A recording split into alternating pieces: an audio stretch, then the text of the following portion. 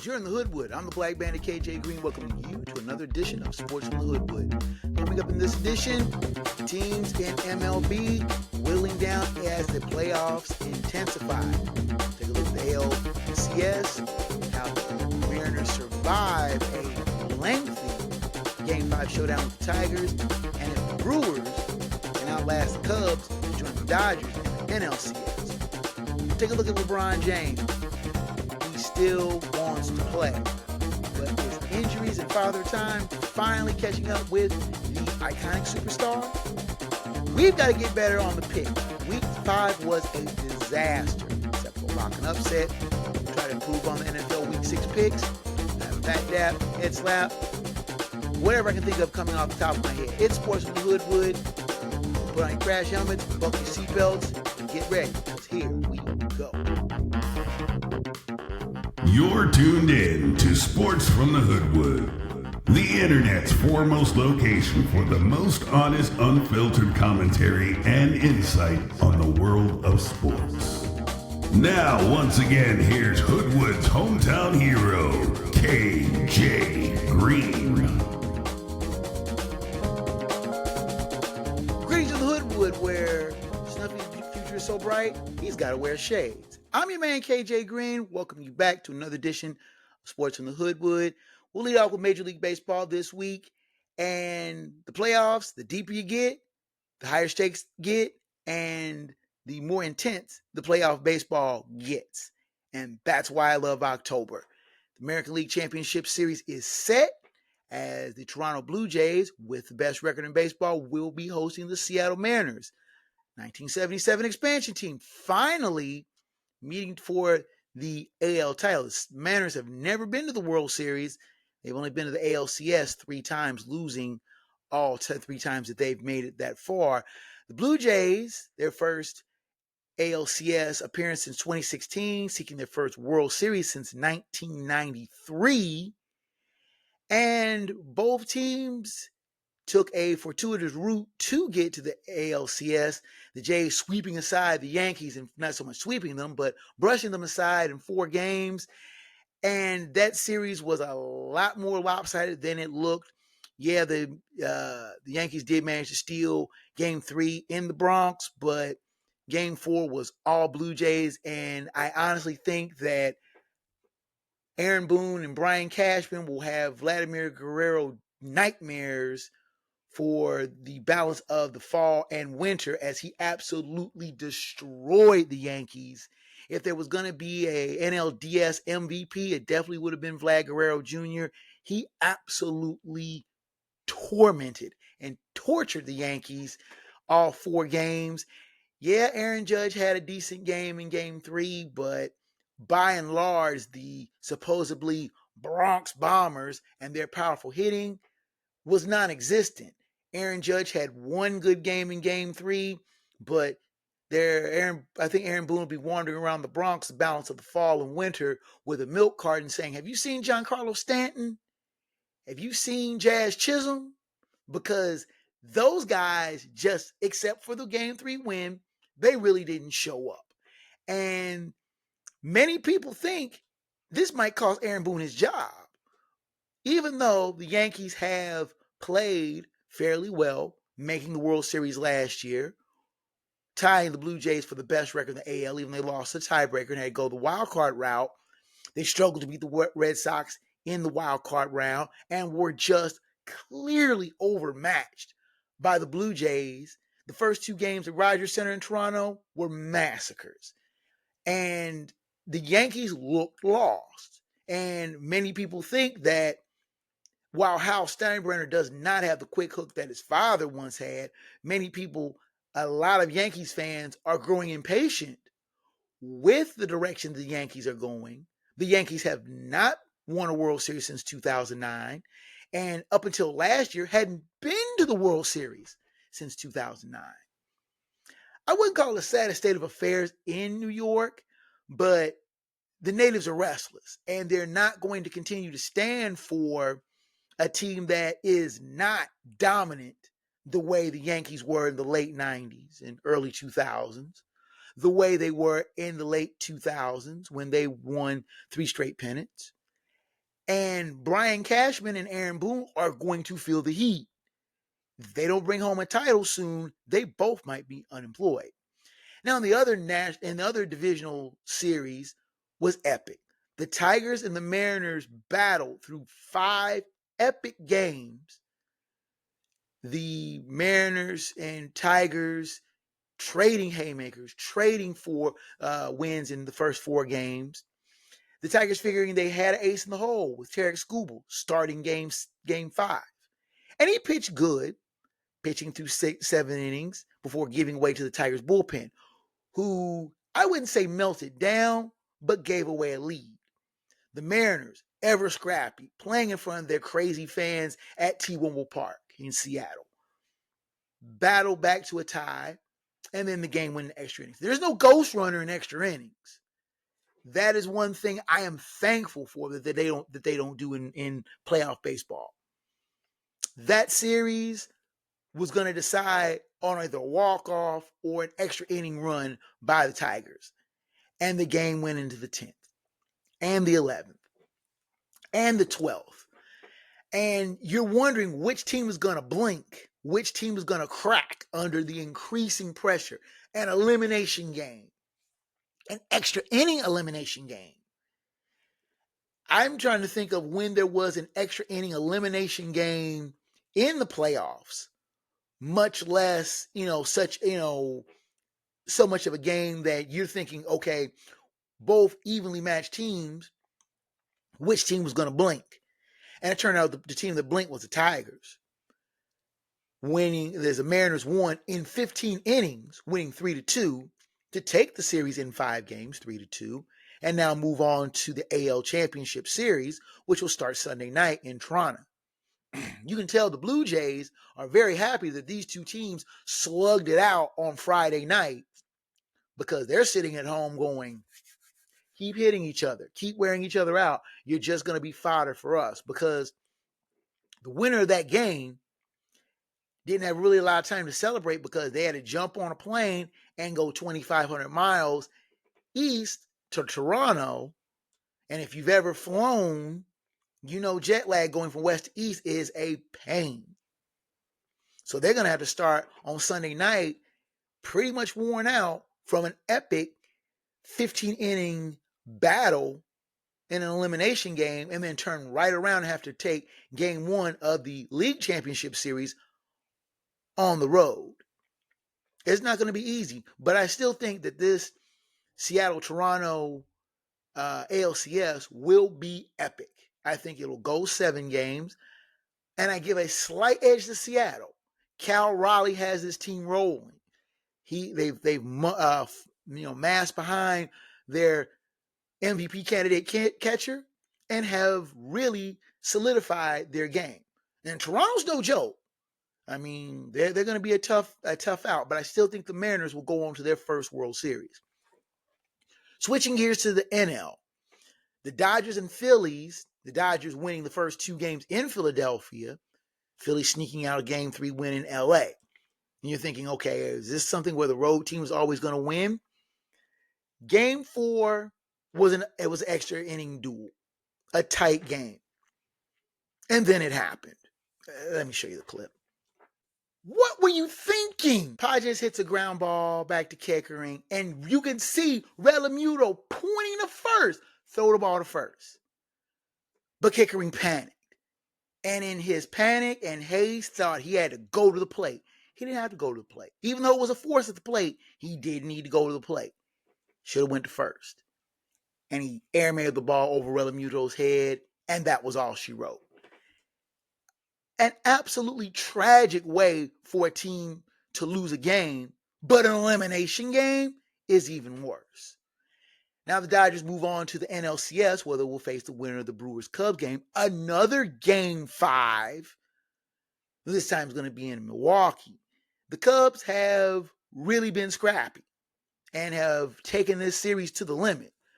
But I still think the Brewers are the better team. The Cubs keep dancing with the devil. They keep playing with fire. They're weeble and wobble, but they don't fall down.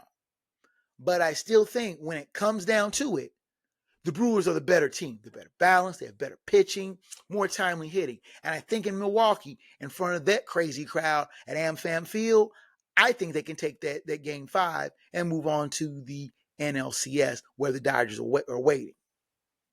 Well, I should say the Dodgers are waiting because if the Brewers win, the Dodgers will come to Milwaukee. But MLB playoff baseball, this baseball in October is basically what has been advertised. Great games, tense duels, baseball at its highest caliber.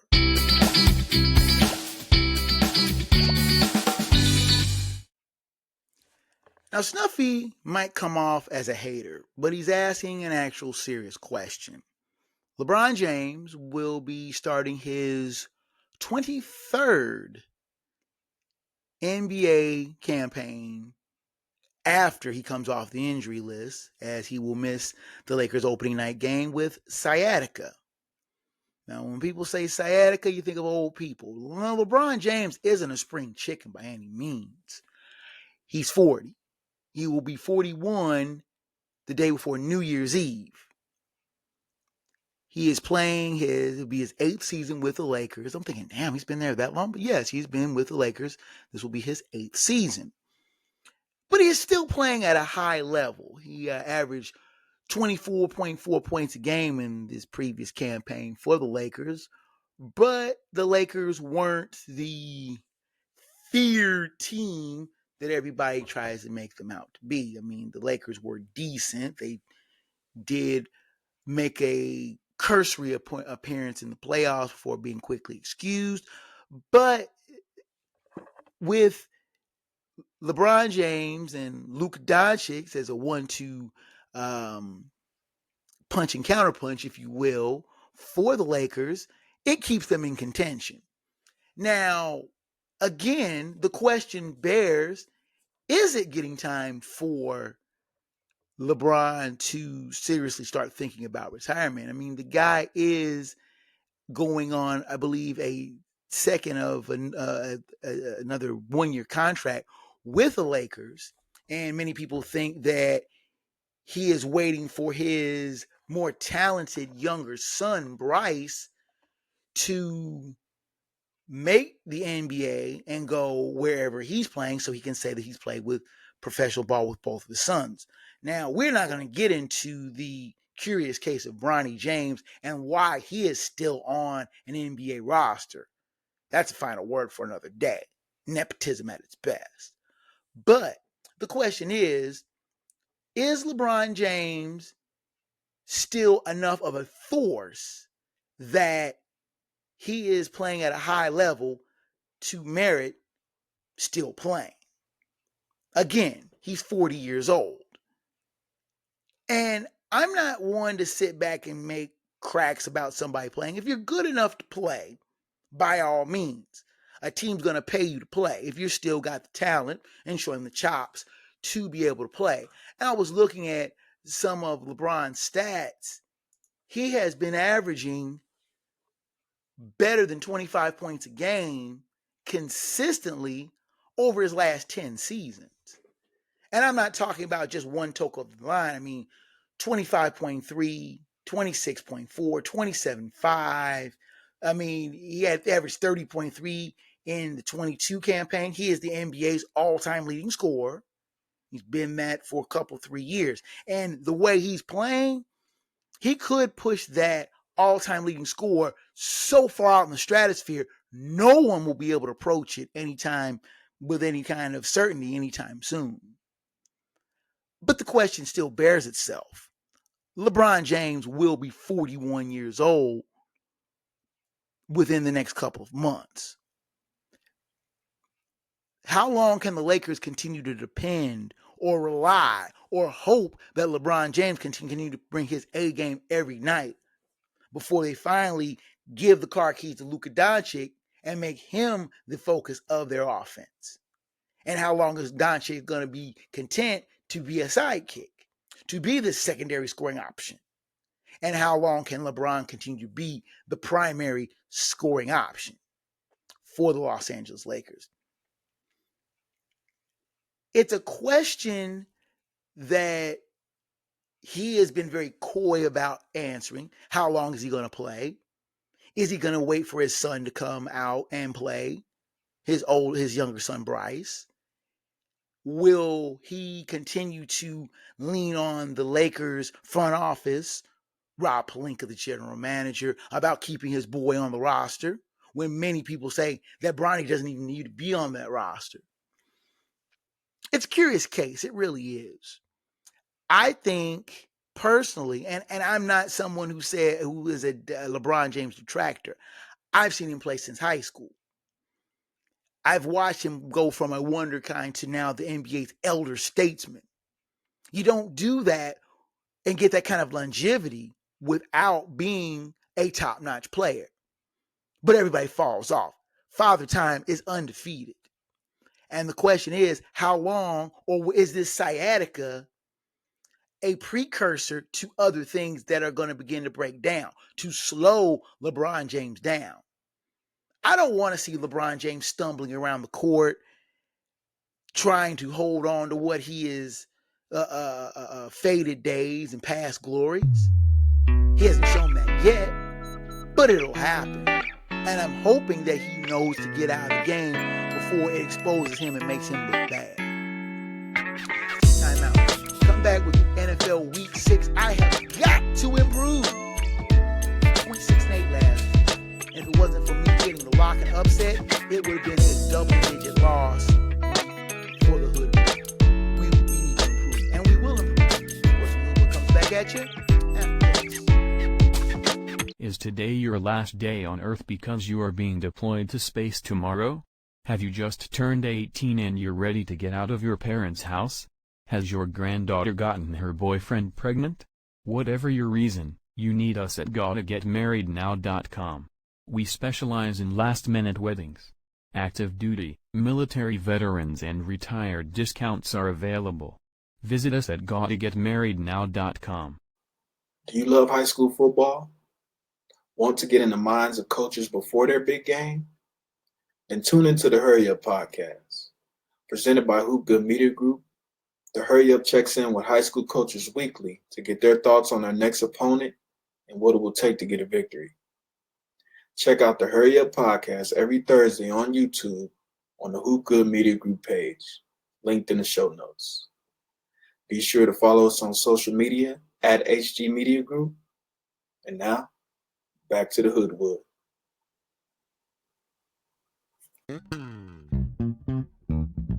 You're tuned in to Sports from the Hoodwood, the internet's premier destination for no-nonsense commentary, thorough analysis, and logical insight on the world of sports. Now here's the man that Wikipedia and Google call for sports fact checks, your host, KJ Green. You are back in the Hoodwood. My name is KJ Green, and let's get to the Week 6 NFL picks. And I'm already 0-1, which is a bad portent. From last week, I started out 0-1 and just went from bad to worse. I mean, it was one of those where I'm looking at the scores coming in, and it just went to pieces after the early game. And the Vikings brought home a win. The Colts won, the Cowboys won, but everything went sideways. I mean, it was one of those weeks where I'm just looking at it going, just counting the losses. 1, 2, 3, 4, 5, 6, and that's it. And with limited games, you can't make as many mistakes. 6-8 last week. Let's improve. I'm endeavoring to improve and bring you the Week 6 NFL picks. It's being provided by ESPN Bet, and they are for entertainment and comparison purposes only. I don't pay bookies. I am poor. If you come to me asking for money after you bet the lines and lose, I'm going to turn you into your bookie. I'll tell you where you're at. So don't contact me. Note that. This is a CBS doubleheader weekend. Again, check your local listings for the time and games in your area. For a detailed coverage map of the games in your area, do check the fine folks at 506sports.com for an extensive coverage map of the games that are being played in your area. All times are Eastern Daylight Time. The Minnesota Vikings, who were 21-17 winners over the Browns, and the Houston Texans, who were 44-10 winners over the Baltimore Ravens, have their respective byes this week. We will start out with another game in Europe. The 3-2 Denver Broncos taking on the 0-5 New York Jets at Tottenham Hotspur Stadium in London, England. 9:30 a.m. kickoff on NFL Network. The Broncos are 6.5-point favorites. Last week, the Broncos were 21-17 winners over Philadelphia, while the Jets lost to the Cowboys 37-22. The Broncos are coming into their own. Surprising win on the road in Philly portends a road trip to Tottenham Hotspur Stadium to take on the hapless 0-5 Jets, who are looking as bad as advertised. I had said that there was a thought of Aaron Glenn bringing some esprit de corps to this team, some discipline, but this team just seems to find new and exciting ways to mess up winnable games. I'm not saying that the Cowboys game was a winnable game, but they are looking bad. The Broncos, however, are coalescing very nicely behind the timely throwing of Bo Nix, and I think that they should be able to roll to a fairly easy win. The pick here is Denver. Returning to the mainland and 1 o'clock games, we will start with the 1-4 Browns taking on the 3-1 Steelers at Acrisure Stadium in Pittsburgh. 1 p.m. kickoff on CBS. The Steelers are 6.5-point favorites. Last week, the Steelers were on their bye, while the Browns lost to the Vikings 21-17 in Tottenham Hotspur Stadium in London, England. The Browns gave it a go last week. They played the Vikings fairly tough. Quinshon Judkins is going to be a star in this league. I am very confident of that, as long as he can get away from the menagerie that is the Cleveland Browns' sometimes inept offense. Dylan Gabriel may be a star yet. He has played capably, but he is a rookie. And facing a Steelers team that is rested and in Pittsburgh is not going to be the kind of recipe for a win. While the Steelers aren't the fearsome team of yesteryear, they are still a solid team. And coming off a bye week after winning in Ireland, they'll be ready and rested and at home. This is really a no-brainer. The pick here is Pittsburgh. Next on the docket, we have the 3-2 Chargers taking on the 1-4 Dolphins at Hard Rock Stadium in Miami Gardens, Florida. It's 1 o'clock kickoff on CBS. The Chargers are 3.5-point favorites. Last week, the Chargers lost to the Commanders 27-10, while the Dolphins lost to the Panthers 27-24. This is a tough game to pick because I'm not sure of which Chargers team is going to show up. Yes, the Chargers started out 3-0, but they have lost a pair of fairly winnable games against the Giants and the Commanders. Staying on the East Coast to face the Dolphins, I still have a problem with West Coast teams coming east to play an early game. The Dolphins may be the one team that may not be able to take advantage of it. Their offense hits and fits and starts. But again, without Tyreek Hill, who is out for the season with a bum knee, you're asking Tua Tagovailoa to make better reads, make better throws, play a better overall game.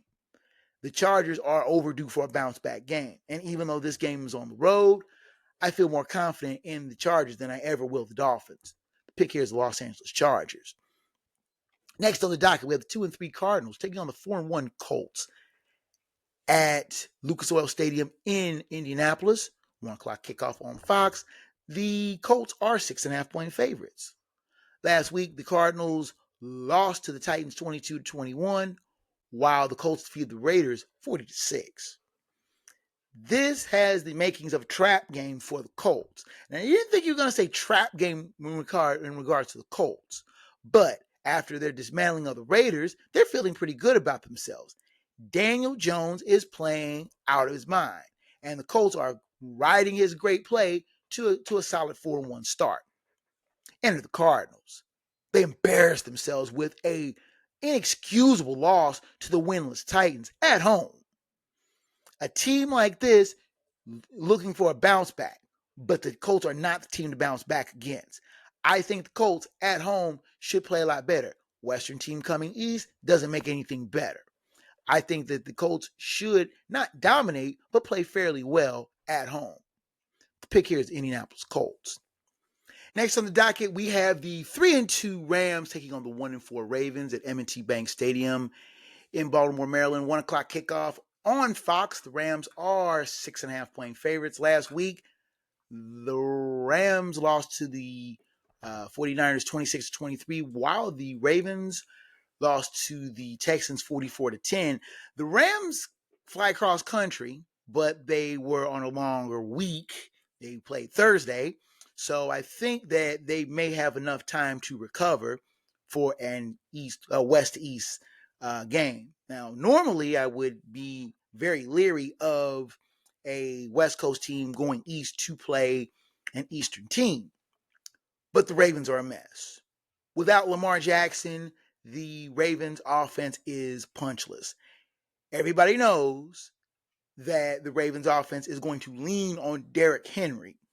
Now, Derrick Henry wasn't even the rushing leader in the debacle of a loss to the Texans. It is fairly safe to say that without Lamar Jackson, the Ravens offense is a shell of itself. The Rams are going to be looking for some get back. This, even though the game is going to be on the road, will not be pretty. So I'm fairly confident I'm making the LA Rams the Hoodwood lock of the week. Next on the docket, we have the 2-2-1 Cowboys taking on the 2-3 Panthers at Bank of America Stadium in Charlotte. 1 o'clock kickoff on Fox. The Cowboys are 2.5-point favorites. Last week, Cowboys defeated the Jets 37-22, while the Panthers defeated the Dolphins 27-24. Pokes bounced back after their puzzling tie to pretty much dominate the Jets. The Panthers are a tough team to figure. They can beat beatable teams, but a good team like the Cowboys may be asking a little bit more. Rico Dowdle is having a breakout season, and I think feasting against a Cowboys suspect defense may be a good tonic. Will it be enough to carry them to a win? I don't trust Bryce Young no far as I can throw him. But I trust Dak Prescott nowhere near as much. What does that spell? A toss-up game. Tough game to pick. I'm going to pray that I'm right on this one. Well, why not? Carolina Panthers. Hit the buzzer. Upset of the week. Might as well do it. Next on the docket, we have the 3-2 Patriots taking on the 1-4 Saints at Caesars Superdome in New Orleans. 1 o'clock kickoff on CBS. The Patriots are 3.5-point favorites. Last week, Patriots defeated the Bills 23-20, while the Saints defeated the Giants 26-14. The Patriots come into this game surprise winners over the Bills in a tight-taut Sunday night showdown in Buffalo. They head to the Big Easy to take on the Saints, who finally woke from their early slumber to knock off the Giants to gain their first win. Now, are the Patriots a real-for-real team? I'm not really sure about that, but I still think that they are better than the Saints, who decided to put it all together to slap around the Giants. This is a tougher game than expected. I still think Drake May is ascending a steep learning curve and winning games that he shouldn't, but he played fairly solid in a hostile environment. Playing in New Orleans is not as intimidating as it used to be, and I still think that the Saints will struggle with competent teams. Did I actually call the Patriots competent? Yeah, they're actually playing better. And I think that they'll steal a tight road win. The pick here is the New England Patriots. Next on the docket, we have the 3-2 Seahawks taking on the 4-1 Jaguars at Everbank Stadium in Jacksonville. 1 o'clock kickoff on Fox. The Seahawks are 1.5-point favorites. Last week, the Seahawks lost to the Buccaneers 38-35, while the Jags defeated the Chiefs 31-28. Now the Jags are walking around with the chest out. They stood toe-to-toe with AFC champs and won a thrilling Monday night game.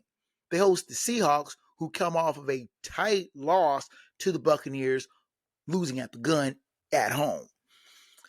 A Western team flying east to play an early game. More often than not, you're shaking your head going, oh, this is a bad tonic.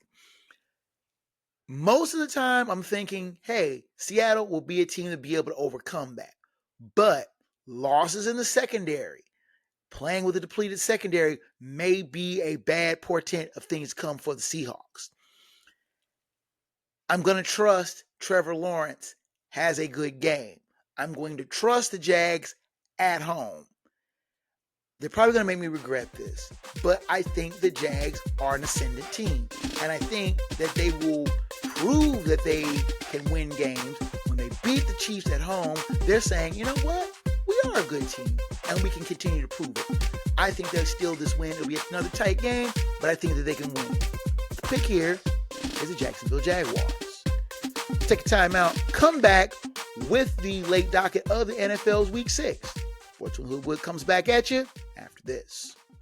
Is today your last day on Earth because you are being deployed to space tomorrow? Have you just turned 18 and you're ready to get out of your parents' house? Has your granddaughter gotten her boyfriend pregnant? Whatever your reason, you need us at GottaGetMarriedNow.com. We specialize in last-minute weddings. Active duty, military veterans and retired discounts are available. Visit us at GottaGetMarriedNow.com. Do you love high school football? Want to get in the minds of coaches before their big game? Then tune into the Hurry Up podcast. Presented by Hoop Good Media Group, the Hurry Up checks in with high school coaches weekly to get their thoughts on their next opponent and what it will take to get a victory. Check out the Hurry Up podcast every Thursday on YouTube on the Hoop Good Media Group page, linked in the show notes. Be sure to follow us on social media at HG Media Group. And now, back to the Hoodwood.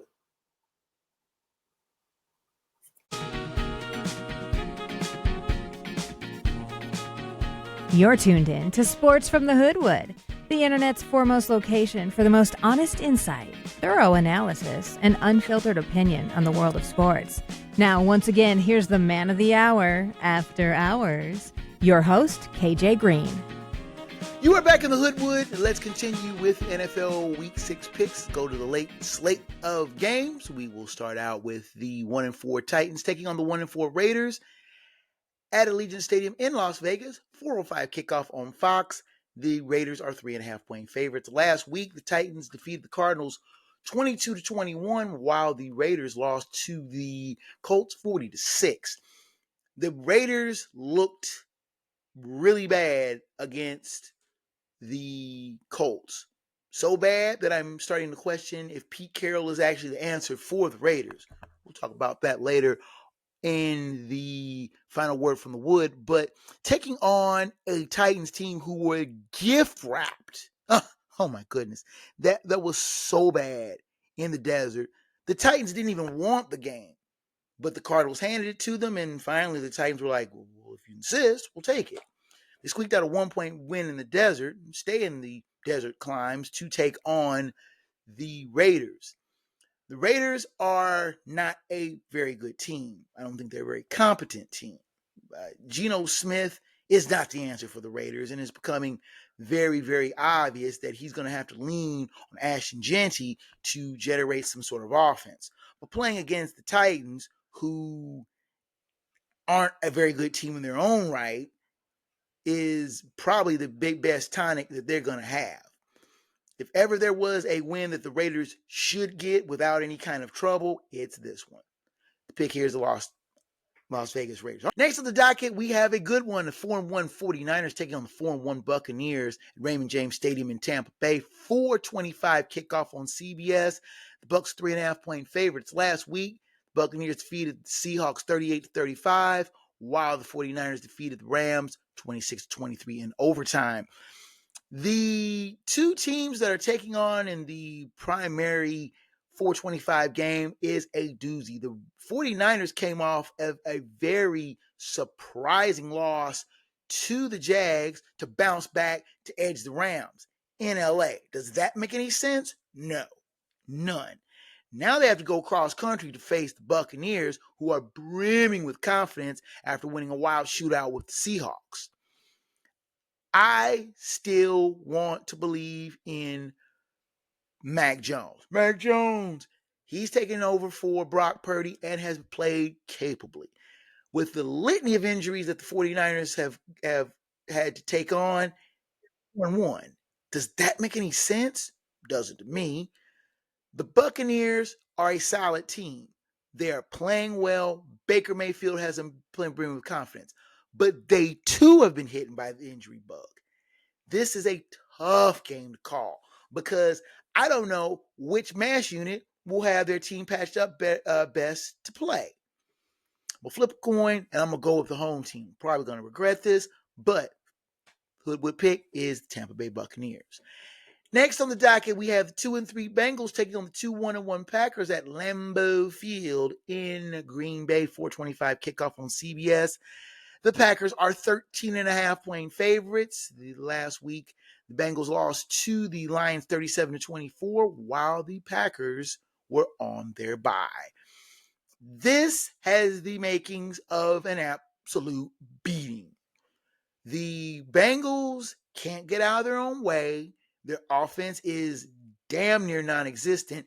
Fourth quarter against a disinterested Lions team notwithstanding, the Bengals offense is non-existent, wasting the talents of Jamar Chase, wasting the talents of T. Higgins, wasting the talents of Chase Brown because of incompetent quarterbacking. So what do the Bengals do? They trade? Do they go get Russell Wilson? Do they trade for Jameis Winston? No. They go inside the division and trade with the Browns for Joe Flacco. The Browns are like, take him. We have no use for him. Joe Flacco's 41 years old. I'm not dissing the abilities of Joe Flacco because he is a competent quarterback, but he's old. He is immobile, and playing against a freewheeling, fast-moving defense like the Packers is a recipe for trouble. Micah Parsons is probably sitting in the film room, wiping his mouth going, he's drooling because he knows an immobile Joe Flacco is going to be easy prey. This game is going to get ugly in a hurry. In Green Bay, the Packers are coming off of a bye. The Bengals don't play good on the road. And you're having a quarterback who is just learning the offense. If I hadn't already used my Hoodwood lock of the week, I'd throw this one at them pretty easily. I'm not going to make it the Hoodwood lock of the week, but it's damn near close to it. The pick is Green Bay. The Sunday night game is the 4-1 Lions taking on the 2-3 Chiefs at EHA Field at Arrowhead Stadium in Kansas City. 8:20 kickoff on NBC. The Chiefs are 2.5-point favorites. Last week, Lions defeated the Bengals 37-24, while the Chiefs lost to the Jaguars 31-28. The Lions have been looking solid. After an opening loss to the Packers, they have ripped off 4 wins in a row and toyed with the Bengals on the road. Going to Kansas City may be a bit of a difficult task. The Chiefs, stung by a late loss to the Jaguars, go home and are trying to figure out where things have gone wrong as they've lost 2 of their last 3. I don't think the Chiefs are as bad as their record shows. I don't think the Jags are as...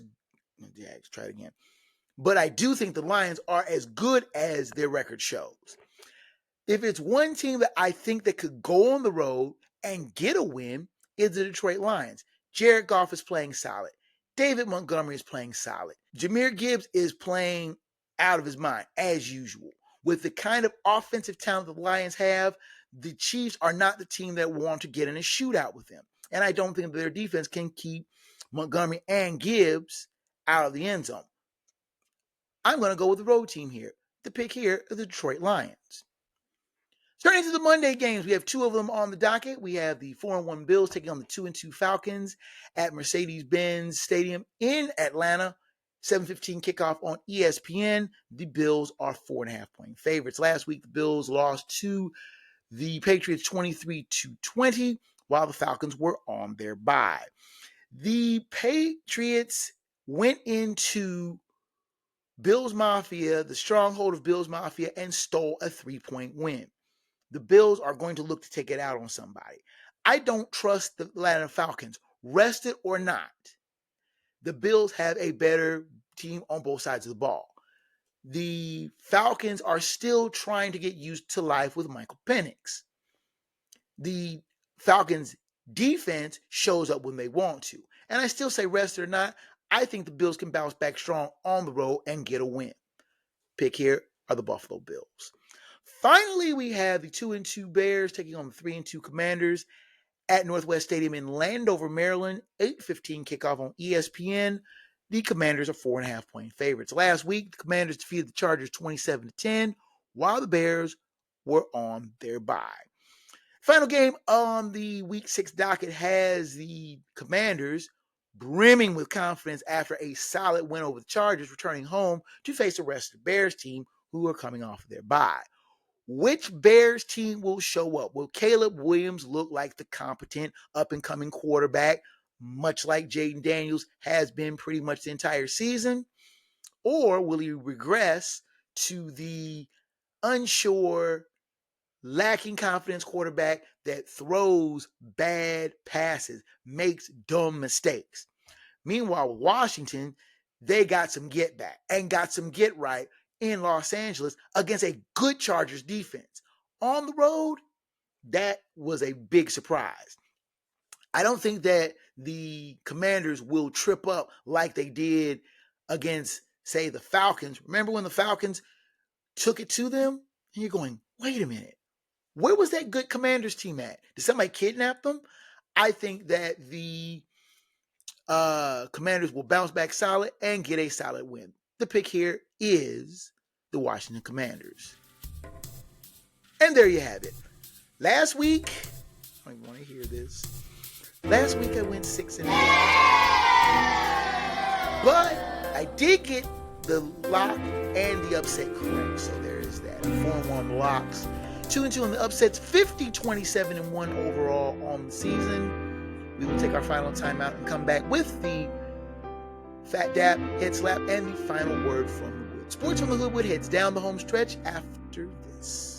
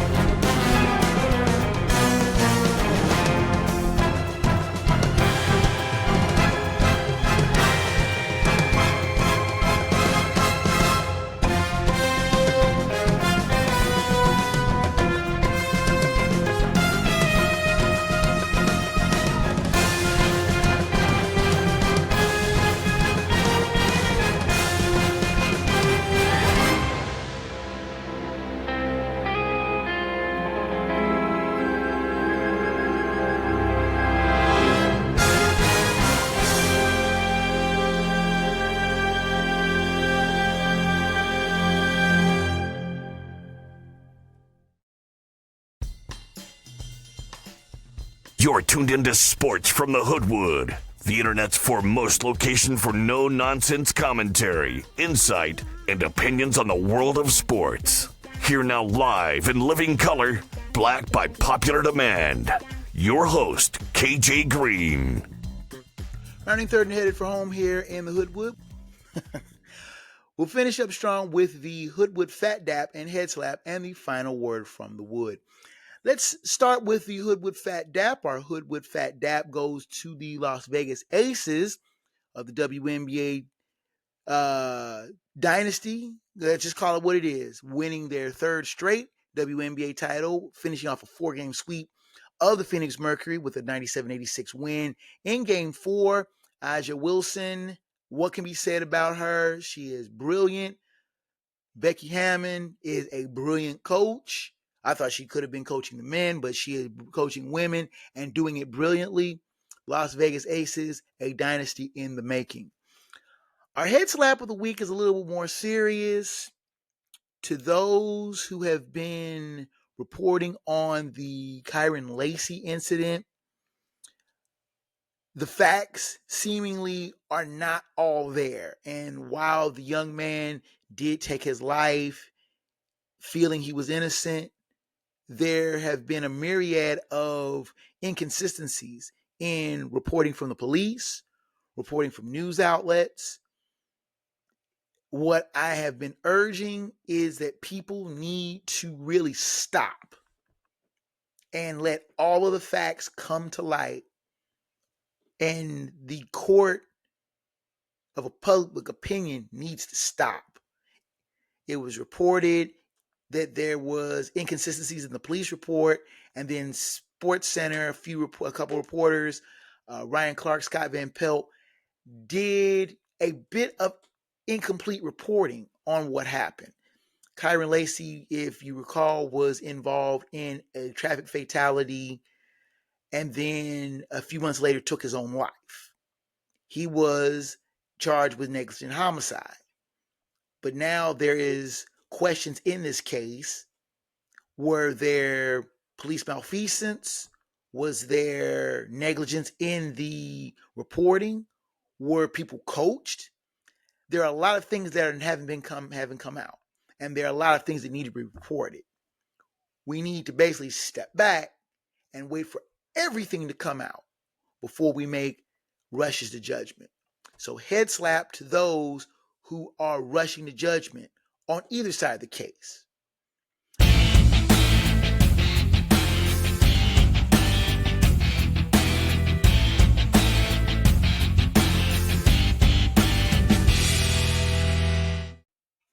I'd be greatly remiss if I didn't give an acknowledgement to the passing of Loyola Chicago's legendary team chaplain, Sister Jean, who passed away on Thursday at the age of 106. Everybody knew Sister Jean as being the chaplain of the Loyola Chicago Ramblers basketball team. Came to fame as a super fan of that team when Loyola Chicago went to the Final Four in 2018. Her legendary cheering sideline as an octogenarian was something that people noticed and took real great heart to. And a couple years ago, it was last year, I posted a clip of the Loyola players passing by Sister Jean and not giving her proper dap, and then her blowing the whistle as the team ran wind sprints, suicides on the sideline a couple of days after. Nobody messed with Sister Jean. Everyone gave her love. And she became a March Madness icon. And when Loyola Chicago made the tournament a couple years later, she was right there on the sideline cheering her beloved Ramblers. She retired just a few weeks previous and passed away after a long, lengthy life, and an icon to Chicago fans and sports fans and basketball fans everywhere.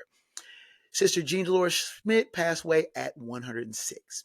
Hoodwood sends its condolences to the Loyola Chicago family, basketball fans who admired her everywhere.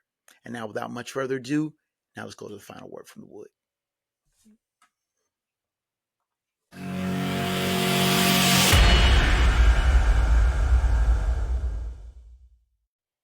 Ten years ago was one of the greatest Super Bowls that I ever watched. The New England Patriots defeated the Seattle Seahawks 28-24 when Malcolm Butler intercepted Russell Wilson in the end zone as the Seahawks were driving to what many people thought was going to be a clinching touchdown for the then defending Super Bowl champ, Seattle Seahawks. The interception prevented the Seahawks from repeating as Super Bowl champs. The coaches of that game were Pete Carroll of the Seattle Seahawks and Bill Belechick of the New England Patriots. In that 10 years since then, Carroll has left the Seattle Seahawks, and Belichick was more or less unceremoniously dumped by the New England Patriots. Both of them have resurfaced at different jobs. Carroll is coach of the Raiders, and and Bill Belichick as coach of the University of North Carolina Tar Heels. Now, Belichick never coached college. Pete Carroll did, which made the whole situation to me look a little strange. I thought if anybody was going to show back up in college, it would be Pete Carroll, as he had a dynastic team with the University of Southern California in the early 2000s. Bill Belichick, in his 70s, coaching a college team, trying to bring an NFL mentality to a college team. Pete Carroll trying to reach back in the reach-back machine for one more shot at being a great coach, coaching a Las Vegas Raiders team who has more or less fallen on hard times. They've only made the playoffs once in the last 5 years. Safe to say that these veteran coaches are not harkening back to their salad days as great coaches. The Raiders are 1-4. UNC Tar Heels are 2-3. The Tar Heels came out on opening night to a lot of fanfare and got their backs blown out. The Raiders just took it on the chin with a 40-6 loss to the Indianapolis Colts. Coaching teams is a big deal, big business. It's a lot of things that go into it, but it's not for the frail of heart or the fragile of mind. Not to say that Carroll or Belichick are fragile of mind. Both have won lots of games. But there comes a point in time where you really need to step back and let younger people do it, or other people handle the job. Pete Carroll's in his 70s, so is Bill Belichick. Both seemingly are trying to hold on and harken back to past glories, and neither of them are doing it very well. Now, I'm not calling for either one of these coaches to be fired, but I think the writing is on the wall that neither one of these coaches are up to snuff to handle the duties of being a coach and the complexities and demands that these prestigious jobs entail. Safe to say that Carroll and Belichick will both have busts in the Football Hall of Fame for their coaching endeavors. But their final coaching stops will be a sad coda on what should be a legacy of excellence in coaching. Media going on not with a bang, but a mediocre whimper. And that is the final word from the wood.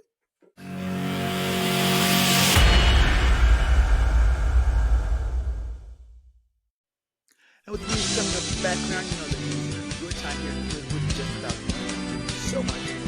The show's email is kjgreen@sportsfromthehoodwood.com. Now regarding show topics, both past and future, questions and comments on the show, both praise and criticism. Local correspondence and cutting back anytime. The show's website, sportsfromthehoodwood.com, which has a back catalog of the show with that 13 years, both audio and video form. So check that out if there are any shows that you can miss. Join the debate and conversation on the Sports From The Hoodwood page on Facebook. Has a video podcast simulcast as well as other topics. Plenty of stuff to find on the web. Plenty of great sports debate and live most often. Respond to them and post frequently. The video versions are also on YouTube. Please hit that subscribe and smash that like button for more great content. Now the link to the podcast is also on the show's Blue Sky feed at sports.blueskysocial. Posting images stuff to find there. The correspondence of the show is encouraged to respond back, so like and follow there as well. Now, the audio version is on Spotify, Amazon Music, iHeartRadio, Pandora, Samsung Podcast, Apple Podcasts, and most other fine podcast platforms you can find. If the video is not on your favorite, please don't ask for it. Drop me a line, and I will do what I can to get it to you. We've expanded our podcast availability thanks to you and correspondence. As always, special thanks to Ray Pictures for providing production assistance for the show and website. So that's it for you, ladies and gentlemen, boys and girls. Until next time, fellow sports fans, I'm merely Bev's son, KJ Green. Sports from the Hoodwood Is a Black Bandit Productions and Enterprises presentation. of a 551 Audio and Films production.